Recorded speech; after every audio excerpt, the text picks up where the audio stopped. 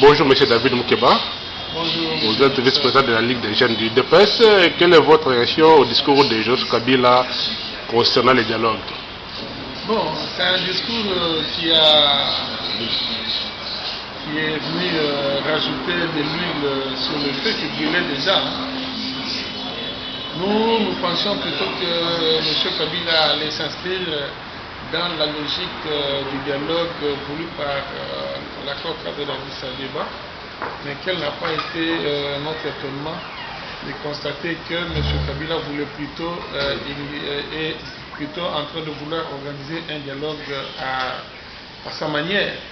Et voilà pourquoi il y a eu des réactions de la part de notre président et aussi de la part du secrétaire national en charge des relations extérieures, lesquelles déclarations ont donné une orientation par rapport à la position de notre parti, qui, du reste, nous disons que nous ne sommes pas concernés dans le dialogue que veut M. Kabila, mais cependant nous restons ouverts au dialogue qui doit être convoqué conformément à l'accord global et à l'accord d'Addis Abeba.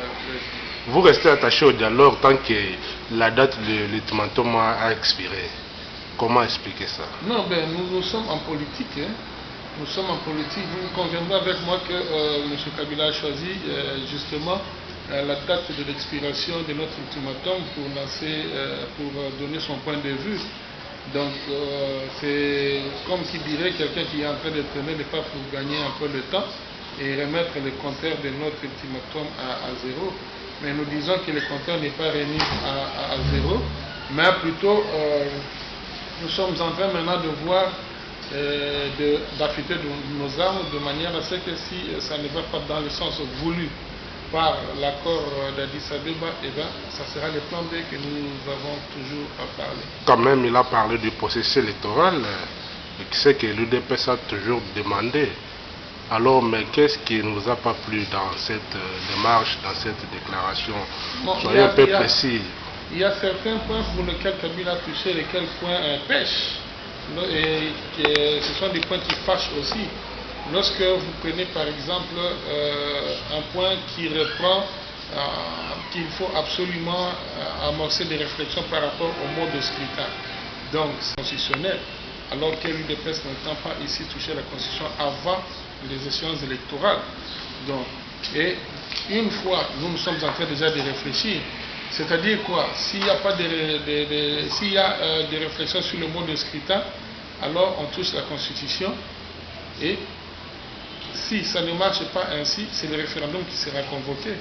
Et vous conviendrez avec moi que le sang a déjà coulé par rapport à tous ces points, et l'UDPS fera tout ce qui est à son pouvoir pour que le sang ne coule plus jamais. Mais si ce n'est pas le cas, Kabila continue à sa logique, que feriez-vous? Oui, bon, Kabila est libre à lui de continuer dans sa logique. Nous aussi, nous avons notre logique.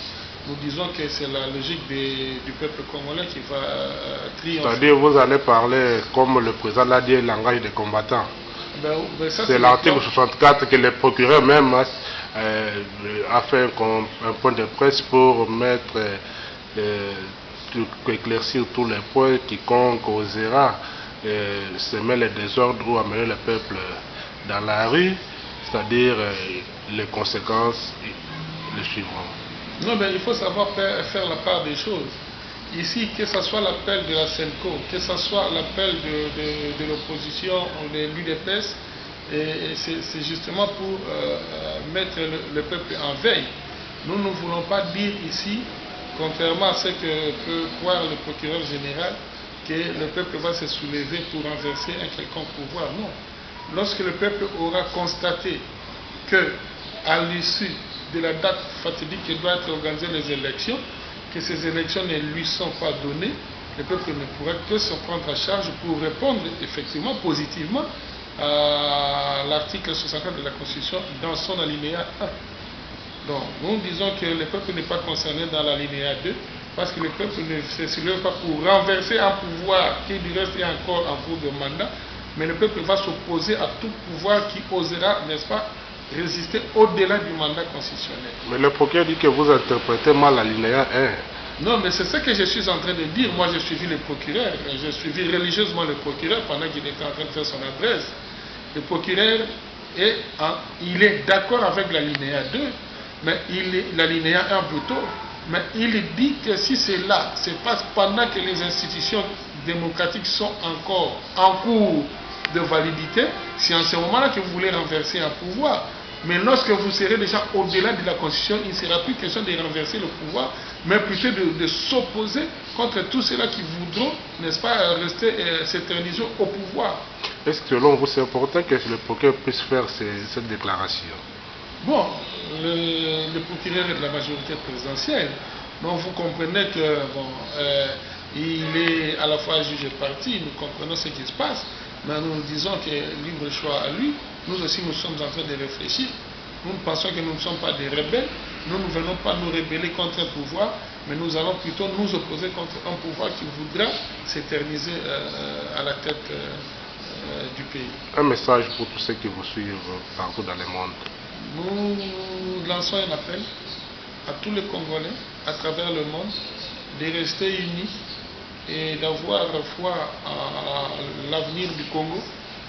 Je reprends ici un adage qui dit qu'un peuple uni est plus fort qu'une bombe atomique et que cette unité va nous aider, n'est-ce pas, à braver la peur et à mettre hors d'état de nuire tout celui qui voudra, n'est-ce pas, retenir le pouvoir des Congolais par la force. Je vous remercie, M. David Moukeba. Merci.